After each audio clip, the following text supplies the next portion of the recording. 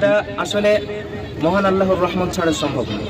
সে কিন্তু বিশ্ব জয়ের পর পদার্পণ করছে অধীর আগ্রহে অপেক্ষায় রত স্থানীয় থেকে স্বজন ব্যক্তিত্ব জামিল ফরাদ। আপনারা দেখতে পাচ্ছেন সেই কাফেলা কিন্তু এই মুহূর্তে সুজাপুরের নয়মৌজা হাই স্কুলের সেই গ্রাউন্ডে এসে উপস্থিত হয়েছে।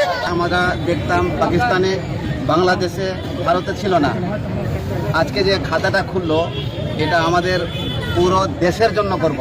জামিল ফরাদ বিশ্বমানের একটি সম্পদ। আপনার পাশে দাঁড়িয়ে কি বার্তা থাকবে স্যার? একটা কোরআনের মর্যাদা, রাইট স্যার। এই পৃথিবীতে যারা কোরআন নিয়ে আছে তাদের মর্যাদা এরকমই হয়।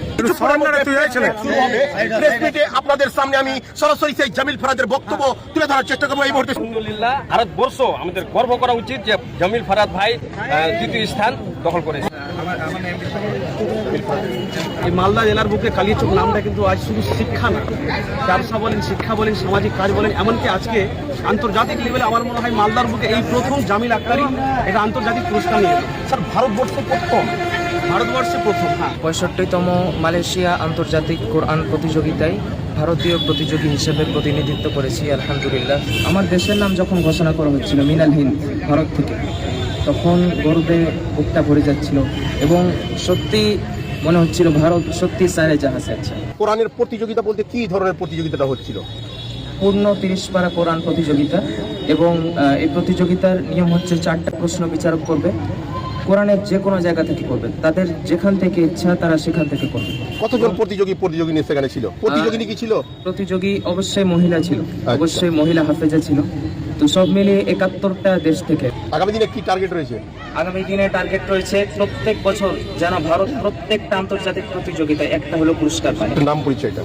আমার নাম মোহাম্মদ জামিল ফরাদ। শিক্ষা প্রতিষ্ঠানের একটু পরিচয়টা আমি চাই। যে মাদ্রাসায় আমি হিফজ সম্পন্ন করেছি জামিয়া আফজালিয়া দারুল উলুম বামুনগ্রাম, সেখানকার সম্মানিত প্রাণপ্রিয় ওস্তাদ হাফেজ কারি মাওলানা হাসানুজ্জামান সাহেব আমার পাশে দাঁড়িয়ে আছেন।